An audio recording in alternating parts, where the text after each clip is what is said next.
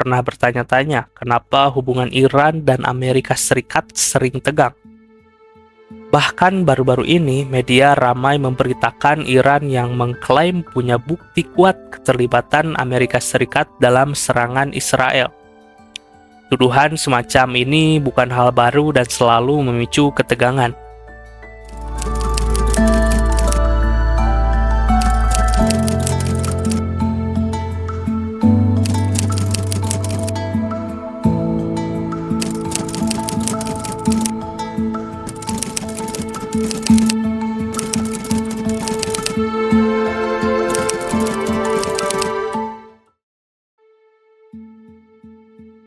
Nah, untuk paham akar masalahnya, kita harus mundur ke tahun 1953.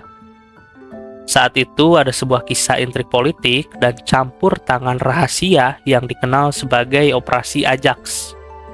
Kisah ini seperti di novel Mata-Mata, dan dampaknya masih terasa sampai sekarang. Di awal abad ke-20, Iran adalah negara yang kaya minyak. Tapi sayangnya mereka terperangkap di bawah kekuatan kolonial. Tahun 1921, Reza Shah Pahlavi naik tahta dengan dukungan Inggris. Dia memang memulai modernisasi, tapi juga memperbarui perjanjian dengan Anglo-Iranian Oil Company, atau kita singkat Iranian Oil Company. Perusahaan Inggris ini menguasai minyak Iran dan meraup keuntungan besar, sementara rakyat Iran tetap miskin.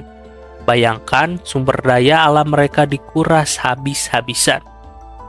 Perang Dunia Kedua bikin keadaan makin parah. Tahun 1941, Inggris dan Soviet menginvasi Iran yang tadinya netral. Tujuannya cuma satu, minyak dan jalur militer, demi kepentingan perang mereka. Reza Shah digulingkan, lalu digantikan putranya Muhammad Reza Pahlavi, atau yang kita kenal sebagai Syekh. Syekh muda mewarisi ketidakpuasan rakyat atas pendudukan dan kemiskinan. Karena minyak Iran masih dikendalikan asing, rakyat Iran merasa kekayaan mereka dirampas. Masalah kendali minyak inilah yang memicu krisis besar di tahun 1950-an. Saat itu muncul berbagai kelompok politik. Pendukung Syekh, Partai Komunis Tudeh, Gerakan Islamis Radikal Fadayan Islam. Tapi yang paling kuat adalah Front Nasional Muhammad Mossadegh. Ini adalah koalisi nasionalis yang punya satu tujuan, menasionalisasi industri minyak dan memperkuat parlemen.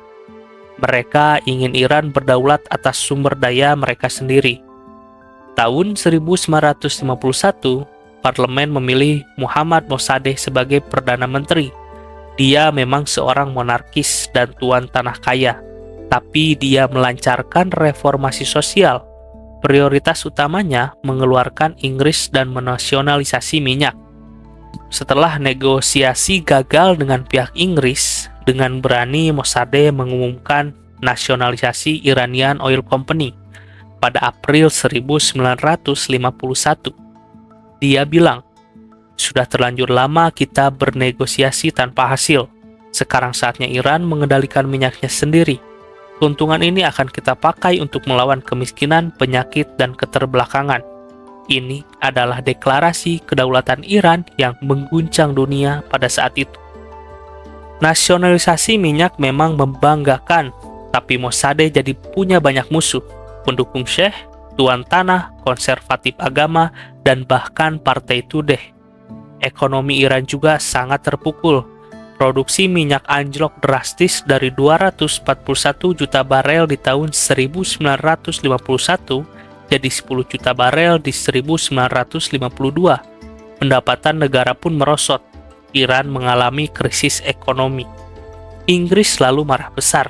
Mereka menganggap ini masalah keamanan nasional.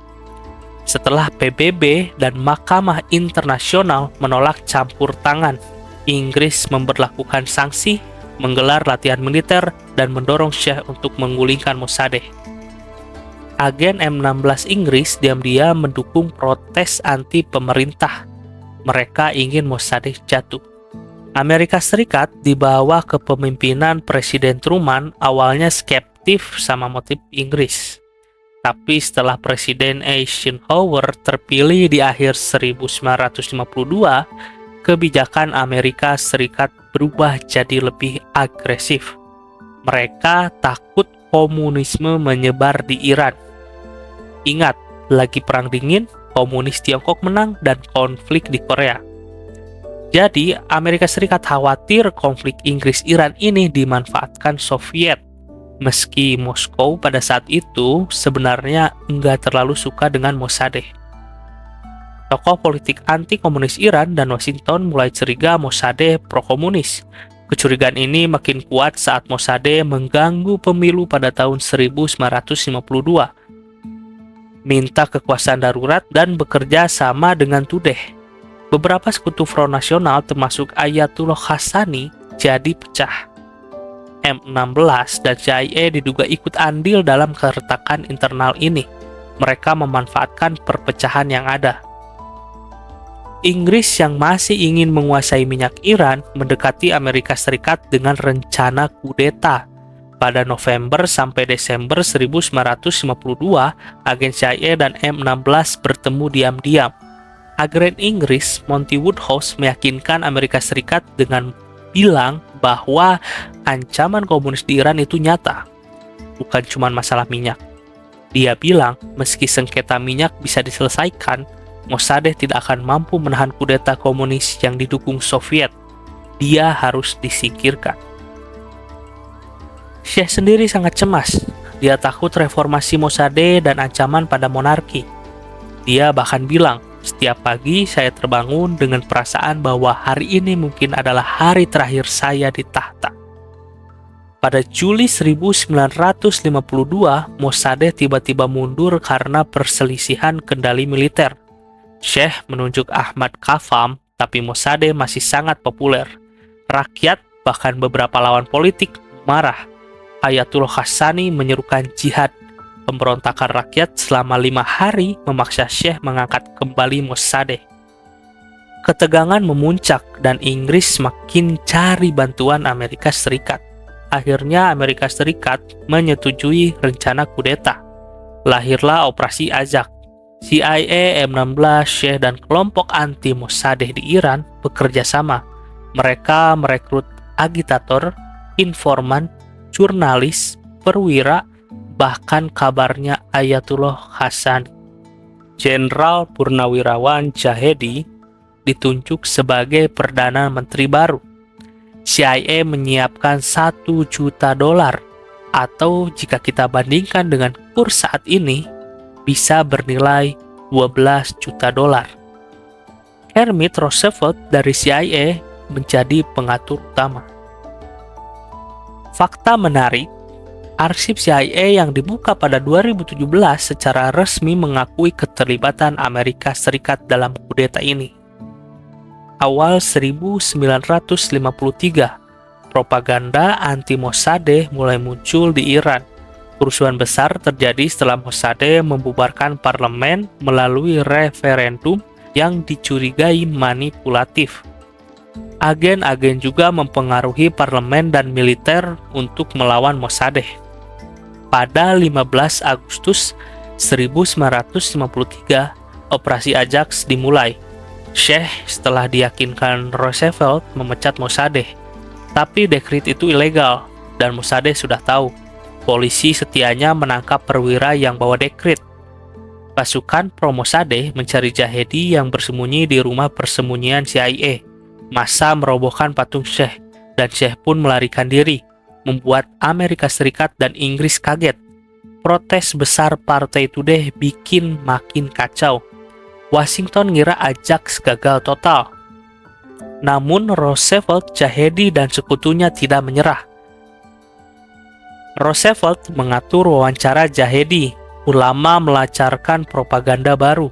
Salah satu pejabat Amerika Serikat, Wilbur Evelyn, menceritakan pada 19 Agustus, massa loyalis berkumpul di selatan Tehran. Jenderal Jahedi muncul dari persembunyiannya, naik tank, lalu dibawa ke stasiun radio, di mana ia memproklamirkan pemerintahan baru.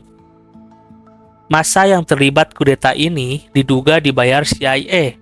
diorganisir Kashani atau diprovokasi elemen kriminal.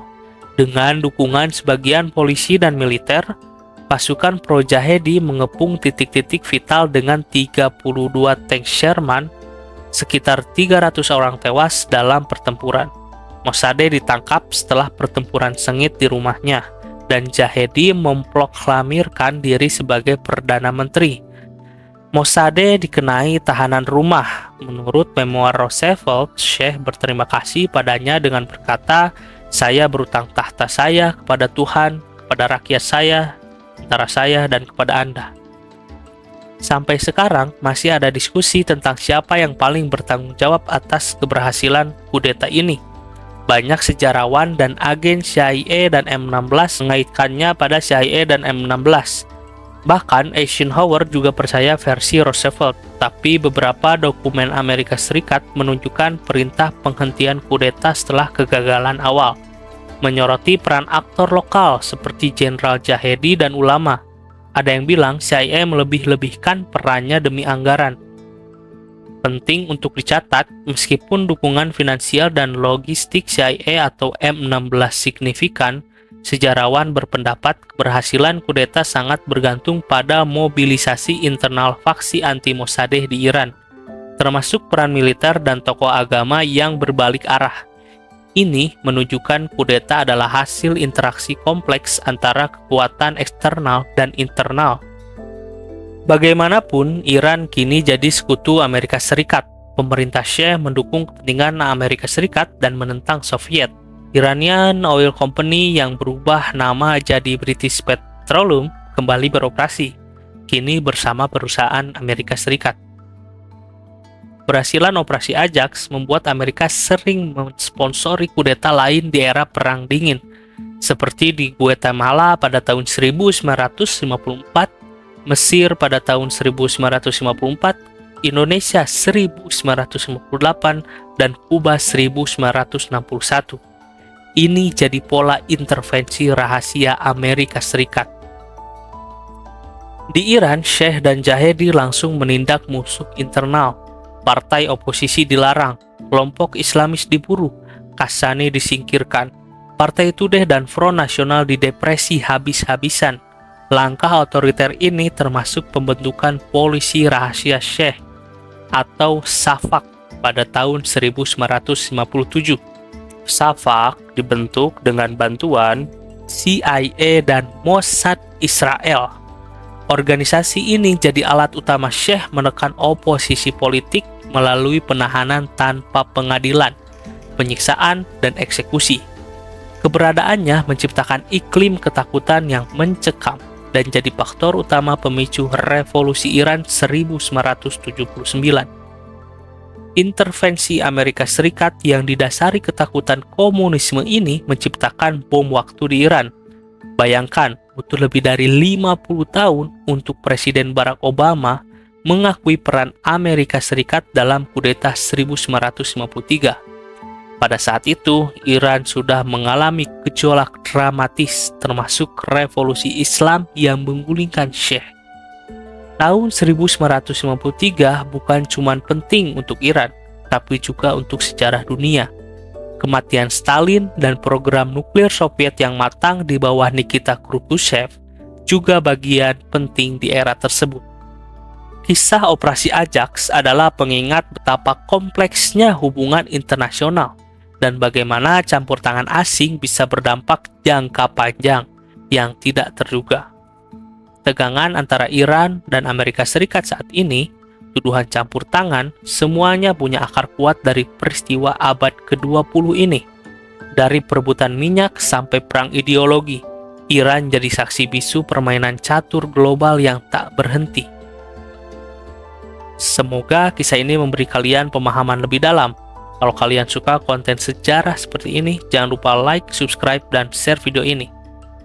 Kira-kira apa pelajaran terbesar yang bisa kita ambil dari peristiwa Operasi Ajax ini? Tulis pendapat kalian di kolom komentar. Terima kasih sudah menonton, dan sampai jumpa di kisah sejarah selanjutnya.